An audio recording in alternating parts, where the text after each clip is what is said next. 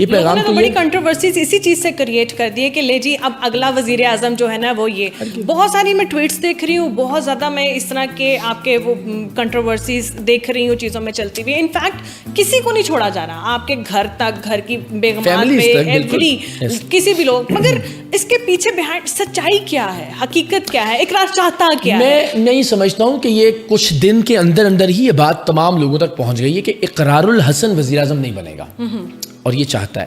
یہ میرا آدھا کام تو انہوں نے پی ٹی آئی کے دوستوں نے آسان کر دیا کہ میرا جو پیغام تھا کہ میں کیا کرنا چاہتا ہوں, کچھ کرنا چاہتا ہوں, یہ انہوں نے سب لوگوں تک پہنچا دیا. پورے پاکستان کو یہ پتا ہے کہ اقرار کچھ کر رہا ہے. اب وہ کیا کر رہا ہے وہ کیوروسٹی میں آہستہ آہستہ لوگ جانتے جا رہے ہیں اور مزید جان جائیں گے آپ کے توسط سے بھی انشاءاللہ.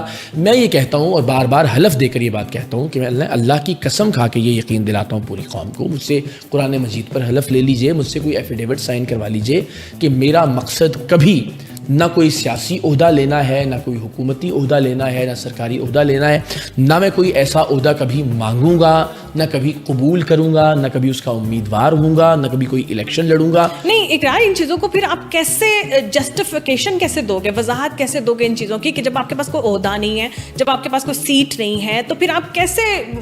یہ پورا ایک نظام موجود ہے جس کی بات میں کر رہا ہوں. وہ یہ کہ میں بطور ایک جرنلسٹ یا بطور ایک لکھاری ایک فکری اور ایک نظریاتی تحریک چلا رہا ہوں. اس تحریک کا مقصد یہ ہے کہ ہمارے ہاں یہ جو 30-40 سال سے سیاسی جماعتوں پر قابض خاندان یا شخصیات ہیں, یہ دکانیں ہو سکتی ہیں, ڈکٹیٹرشپ تو ہو سکتی ہے, سیاسی جماعتیں نہیں ہو سکتی.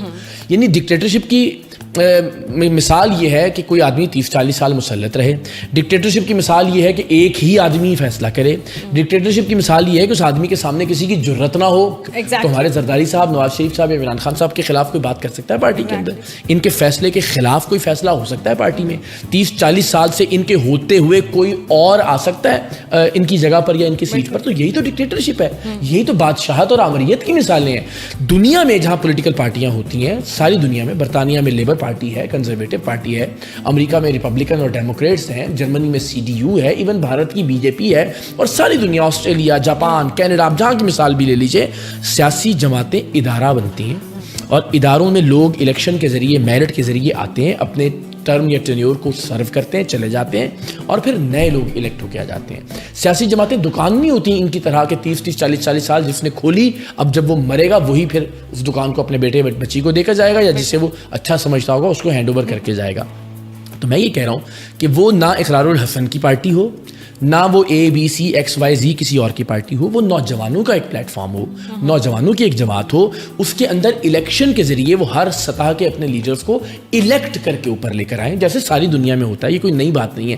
ہمارے دماغ میں یہ ہے, آپ نے بھی کہا کہ لیڈر کے بغیر پارٹی کیسے چلے گی. تو لیڈر اس پارٹی کا سسٹم ہوتا ہے, اس کا الیکشن کا نظام ہوتا ہے, جس کے ذریعے ہر 4 سال بعد یا 5 سال بعد جو بھی ٹرم یا ٹینیور آپ, یعنی آپ کے کہنے کا مقصد یہ ہے کہ وہ الیکٹ ہو کے آئے گا, الیکٹ ہو کر آئے. اس کا ایک بیسک الیکشن کہاں ہوں گے؟ الیکشن پارٹی کے اندر ہوں گے نا. ہم نے دیکھا ہی نہیں آج تک. آپ نے کبھی سنا نون لیگ میں یا پیپلز پارٹی میں یا PTI کے اندر کبھی الیکشن ہوئے ہیں؟ ان کے سب کے آئین میں لکھا ہوا ہے کہ الیکشن کے ذریعے آپ اپنے عہدے داروں کو منتخب کریں گے, لیکن انہوں نے کبھی ایسا نہیں ہونے دیا.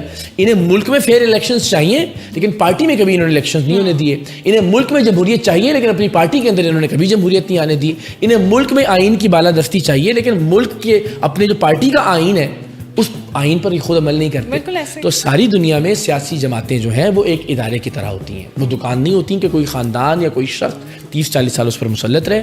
اس ادارے میں الیکشنز ہوتے ہیں, میرٹ کی بنیاد پر لوگ الیکشن کے ذریعے الیکٹ ہو کر آتے ہیں, ایک ٹرم کے لیے, ٹینیور کے لیے اپنا کام کرتے ہیں. اس کے بعد نئے لوگ آ جاتے ہیں. تو جب نئے لوگ آتے ہیں, نئے نظریات آتے ہیں پارٹی میں, نیا خون آتا ہے, نئی انرجی, نئی توانائی, نئی آئیڈیالوجیز آتی ہیں. پرانے لوگ چلے جاتے ہیں, نئے لوگ آ کر اپنا کام کرتے رہتے ہیں. ہم نے تو یہاں بدقسمتی سے ان لوگوں کو مسلط کر رکھا ہے کہ جو 1980 کی مائنڈ سیٹ کے ساتھ سیاست کر رہے ہیں, 1990 یعنی جو ایک بار جرنیلوں کے ساتھ ملی بھگت کے ذریعے حکومت میں آ گیا, اب اسے لگتا ہے کہ ہوتا ہی ایسے ہے. اب وہ کہتا ہے, آج بھی جیل میں بیٹھ کے بھی وہ کہہ رہے ہیں میں جرنیلوں سے ہی بات کروں گا. وہ آج تو انہوں نے کہہ دیا کہ نہیں کروں گا, لیکن وہ یہی کہتے آ رہے ہیں ہمیشہ سے.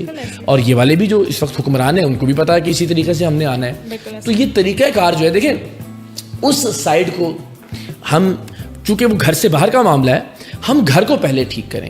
یہ سیاستدان بدقسمتی سے جو بار بار اپنی خدمات پیش کرتے ہیں اسٹیبلشمنٹ کو کہ جی چلیں اس کو نکالنے میں آؤں گا, پھر وہ والا کہتا ہے چلو اس کو نکالو اب میں آؤں گا, یہ باریاں لگی ہوئی ہیں. تو یہ انڈیویجولز اور یہ خاندان جب نکل جائیں گے نا اس لالچ کھیچ کی دور سے, تو پاکستان ٹھیک ہو جائے گا انشاءاللہ.